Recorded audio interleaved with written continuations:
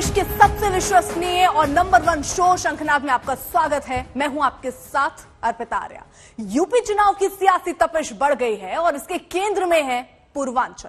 गृह मंत्री अमित शाह ने आज अखिलेश यादव के गढ़ आजमगढ़ से समाजवादी पार्टी पर एक के बाद एक कई हमले बोले। वहीं आजमगढ़ में ही सीएम योगी ने आर्यमगढ़ वाला नया दाव चल दिया। जवाब में अखिलेश ने भी गोरखपुर से हुंकार भरी और यूपी में बदलाव का दावा किया। साफ है कि चुनावी माहौल के बीच हर पार्टी ने पूर्वांचल में अपनी ताकत झोंक दी है, क्योंकि बीते कुछ चुनावों में यह बात सामने आ रही है कि यूपी की सत्ता का जो सफर है वो पूर्वांचल के रास्ते से होकर ही लखनऊ पहुंचता है।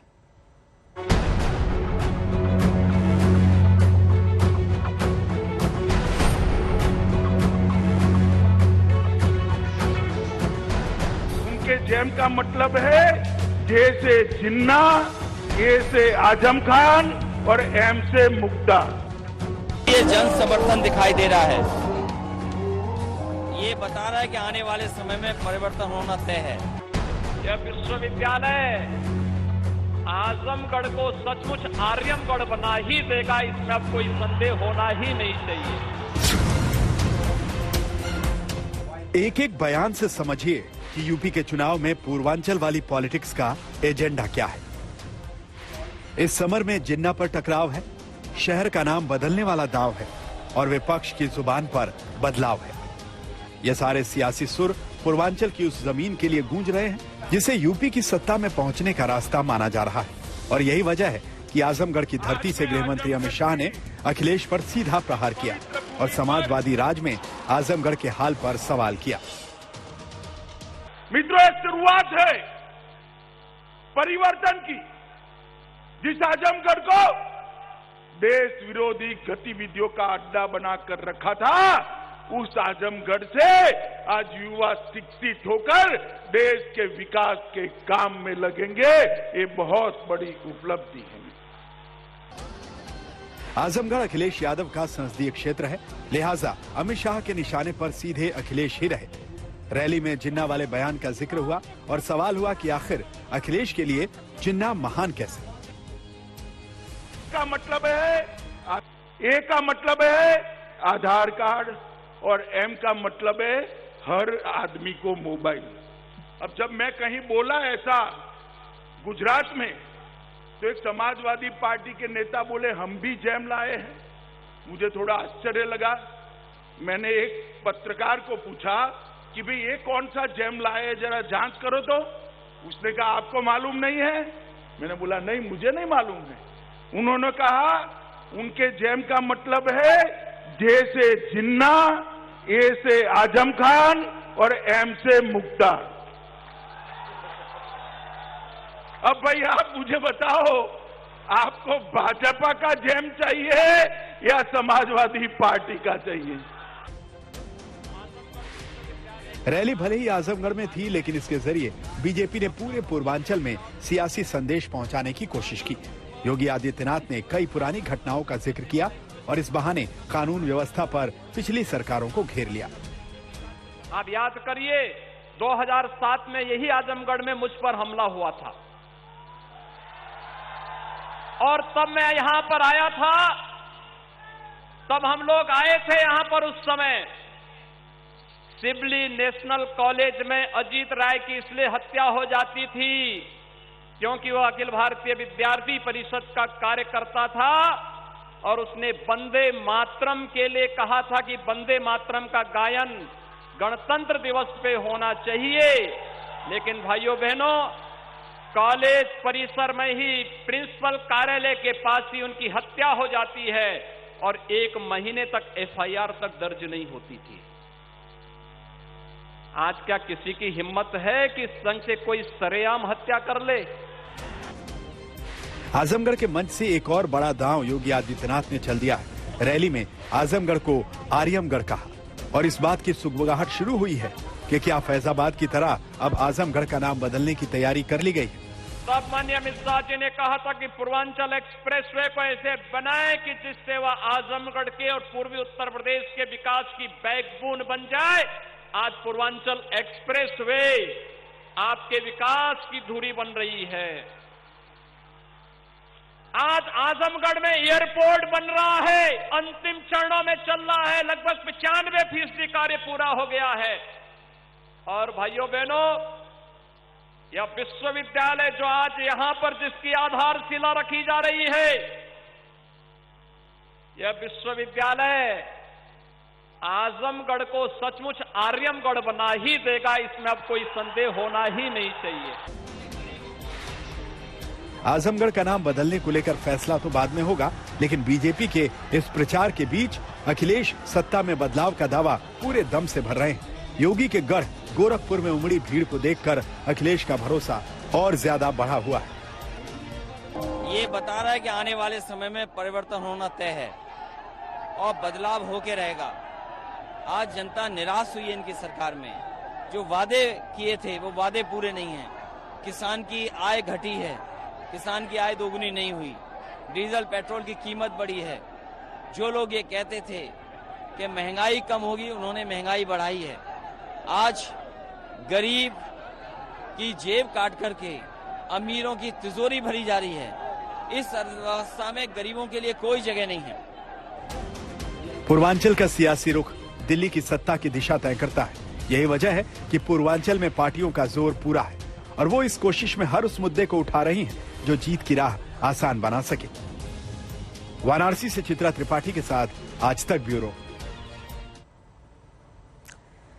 पूर्वांचल की लड़ाई में विकास के दावे हैं, बदलाव का दम है, हर किसी की कोशिश है कि कैसे भी जनता को अपने पाले में लाया जाए। लेकिन इस कोशिश के बीच जमीनी समीकरण साधने में भी कोई पार्टी पीछे नहीं है। आजमगढ़ में जहां अमित शाह ने राजभर वोटों वाला दाव चला, तो गोरखपुर में अखिलेश निषाद वोटरों को लुभाते दिखे।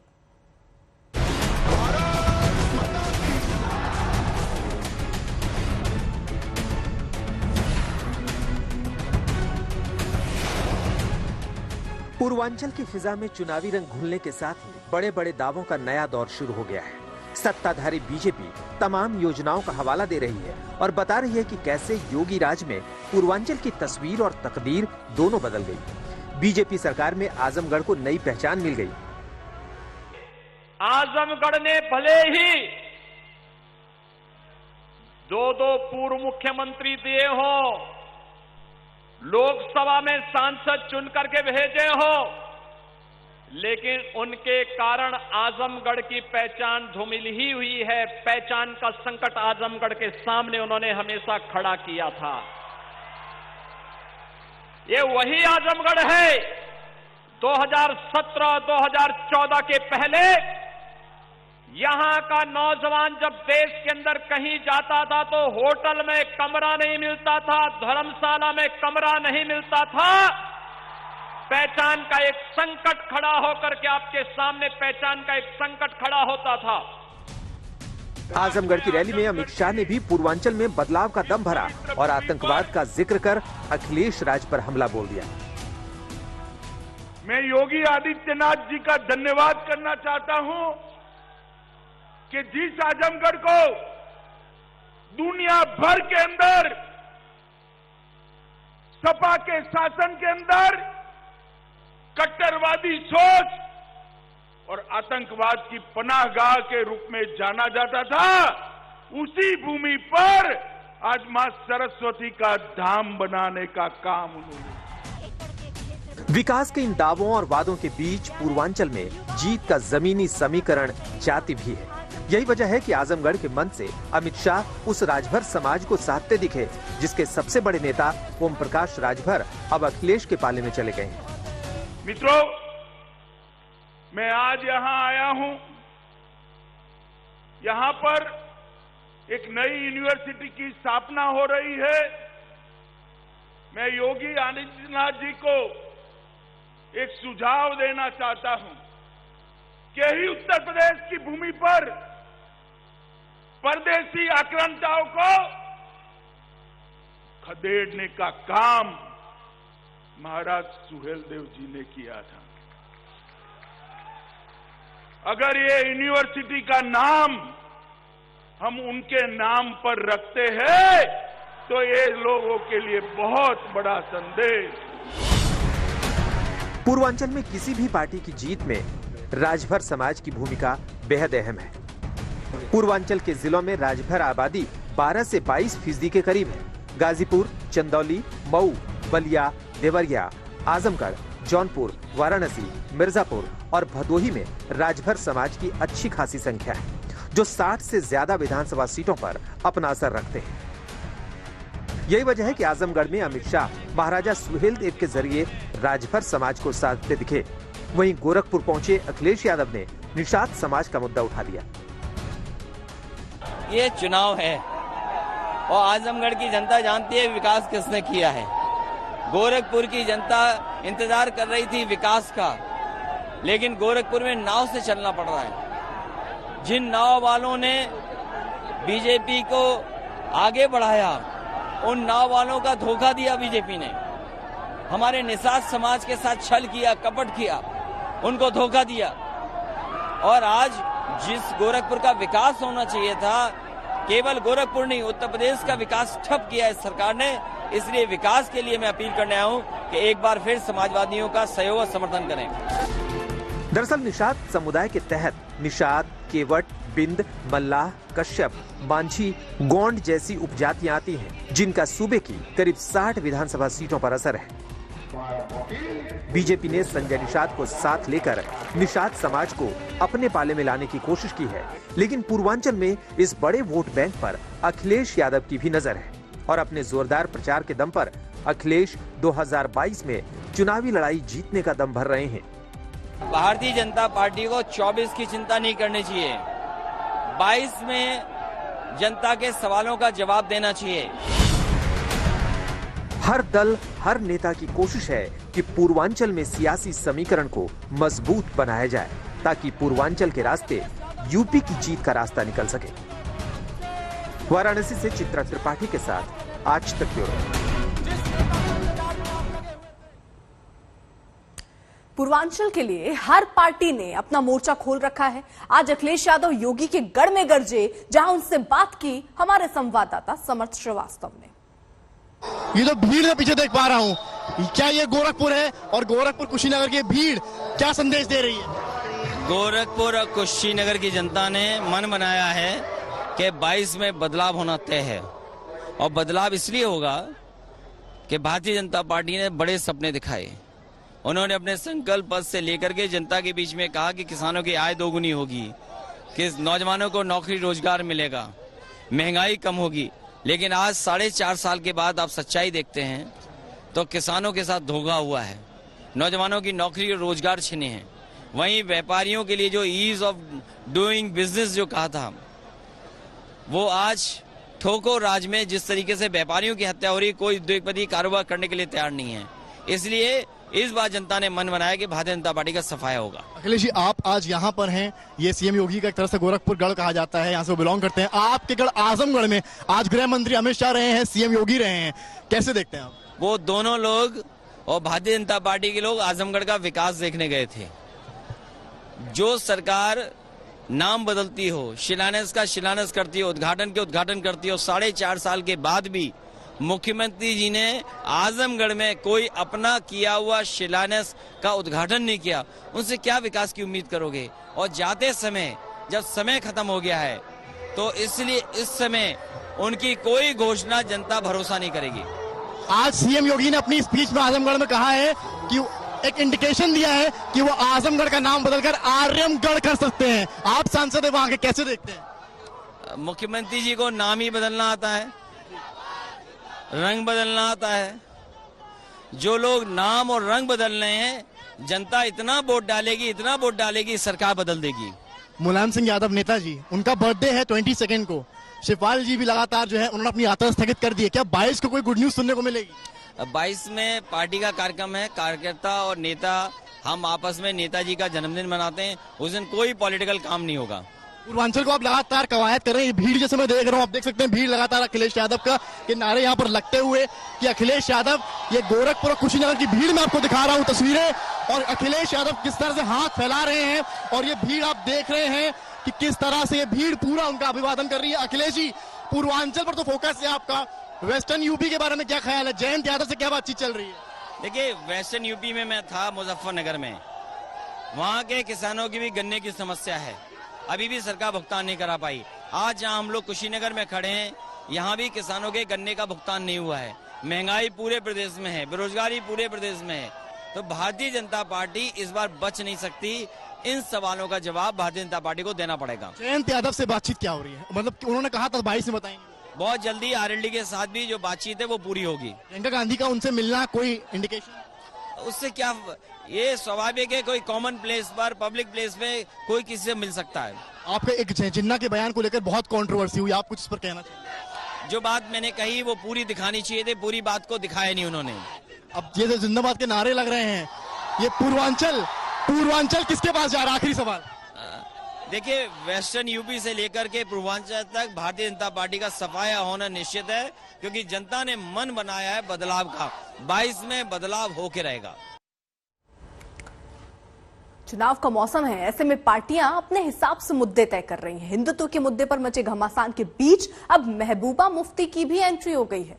महबूबा ने सलमान खुर्शीद के बयान का समर्थन किया, तो वहीं बीजेपी ने कांग्रेस शासन को आंशिक मुस्लिम राष्ट्र बता दिया।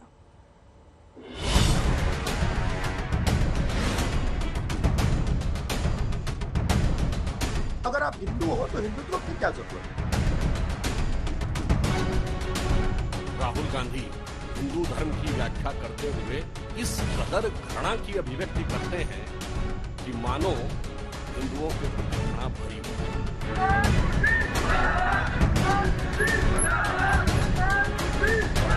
They have hijacked Hinduism in the name of their parties. They feel कि Hinduism and Hindutva is BJP and RSS। ऐसा नहीं है।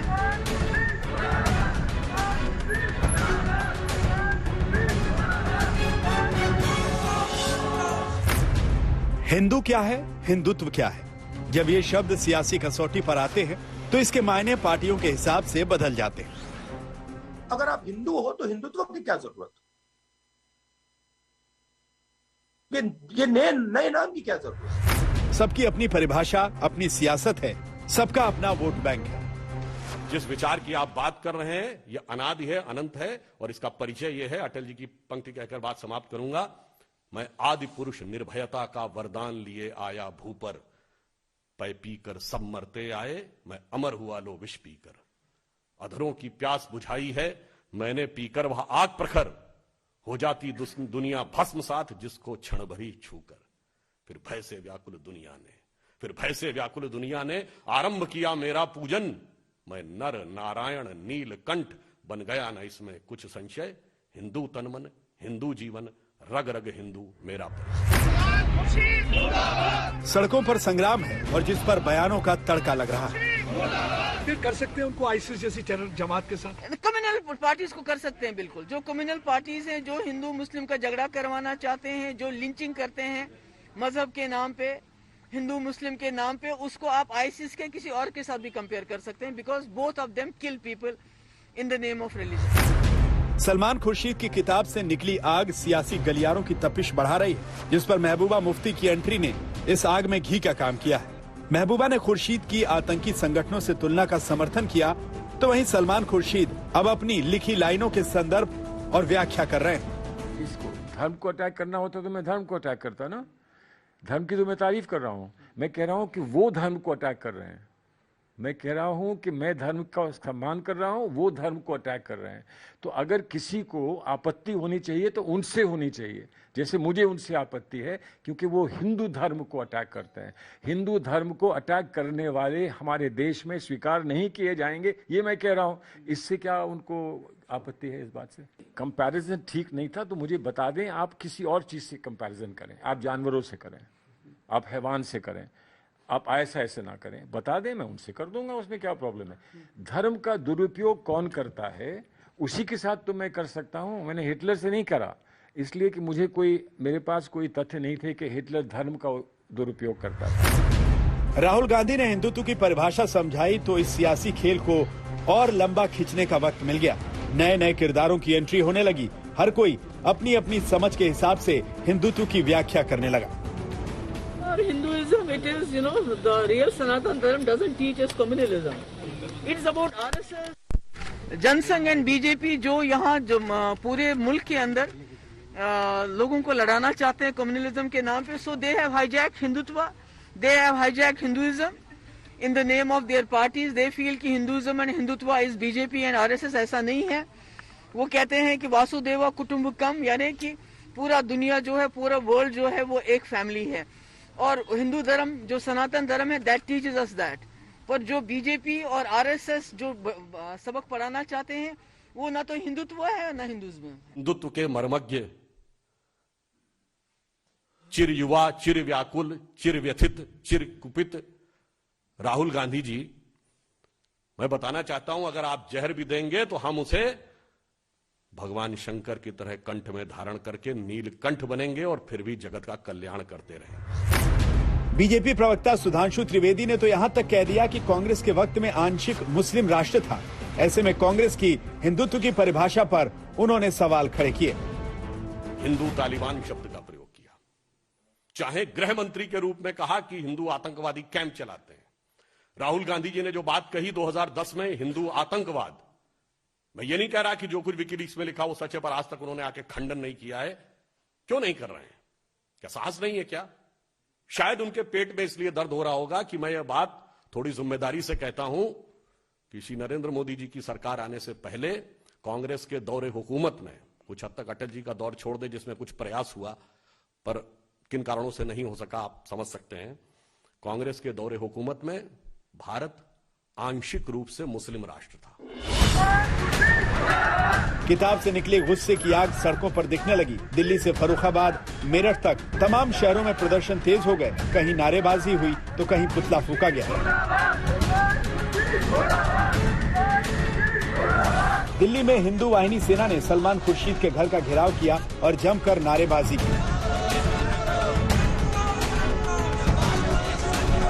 मध्य प्रदेश के झाबुआ में बीजेपी सांसद गुमान सिंह डामोर ने कोतवाली पहुंचकर सलमान खुर्शीद के खिलाफ शिकायत का आवेदन सौंपा. डामोर ने किताब को हिंदुओं की भावनाओं को आहत करने वाला बताया और इसे सांप्रदायिक लेख मानकर एफआईआर दर्ज करने की मांग की. चुनावी मौसम है, ऐसे में हिंदुत्व पर घमासान जारी है. हर पार्टी इस गर्म मुद्दे को छोड़ना नहीं चाहती, क्योंकि ये मुद्दा अपने अपने वोट बैंक से जुड़ा हुआ है. ये मुद्दा उनकी सियासी लाइन से जुड़ा हुआ है. ये वो मुद्दा है जो चुनाव की दशा और दिशा तय करने में सबसे अहम माना जाता है. आज तक ब्यूरो. एक और हिंदुत्व की सियासी लड़ाई खत्म होने का नाम नहीं ले रही. वहीं त्रिपुरा को लेकर महाराष्ट्र में घमासान बढ़ता जा रहा है. त्रिपुरा में हिंसा को लेकर महाराष्ट्र के कई जिलों में प्रदर्शन हुआ, जिसने हिंसक रूप ले लिया.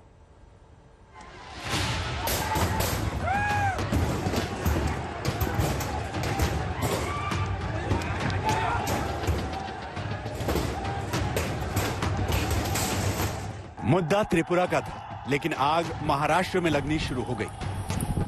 दुकानों में तोड़फोड़ हुई, पुलिस पर पथराव होने लगा.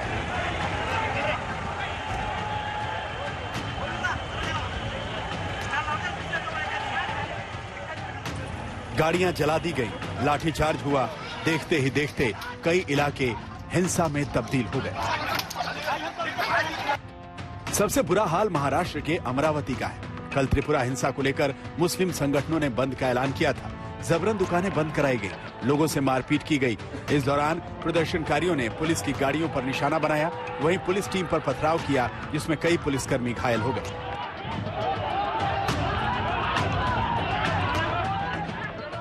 कल हुए इस उग्र प्रदर्शन के खिलाफ आज भारी संख्या में हिंदू संगठन सड़कों पर उतरे और कल हुई हिंसा के विरोध में नारेबाजी की. हालात बेकाबू होता देख पुलिस को लाठीचार्ज करना पड़ा. वहीं कई इलाकों में धारा 144 लगा दी गई. नांदेड़ में भी त्रिपुरा को लेकर हंगामा देखने को मिला. यहां भारत बंद का ऐलान पूरी तरह से हिंसक हो गया. यहां प्रदर्शनकारियों और पुलिस में हिंसक झड़प हुई. मामले पर सियासत भी तेज हो गई. बीजेपी ने कांग्रेस को इस हिंसा के लिए जिम्मेदार ठहराया. झूठी खबर फैलाई जाती है कि त्रिपुरा में मस्जिदें तोड़ दी गई. जांच में यह खबर पूर्णतः निराधार पाई जाती है, परंतु उसको लेकर महाराष्ट्र में सांप्रदायिक हिंसा तक हो जाती है. तो हम ये पूछना चाहते हैं कि मान्यवर, आप अपने कार्यकर्ताओं को प्रशिक्षण दे रहे हैं अथवा हिंदुत्व के प्रति अवमानना का प्रशिक्षण शिविर चला रहे हैं। ये एक षड्यंत्र पूर्वक चलाए जा रहे अभियान का हिस्सा है। अन्यथा बयान, किताब, सोशल मीडिया पर दुष्प्रचार और दंगे एक साथ नहीं हो सकते। और याद करिए 2012 में यही मुंबई था, उसका वही आजाद मैदान था जहां अमर जवान ज्योति तोड़ी गई थी। किस आधार पे? एक झूठी खबर उस समय सोशल मीडिया पे सर्कुलेट हो गई थी। तब भी उनकी सरकार थी, आज भी उनकी सरकार है। बहरहाल इलाके में तनाव है, जिसे देखते हुए भारी सुरक्षा बल की तैनाती की गई है। आज तक ब्यूरो।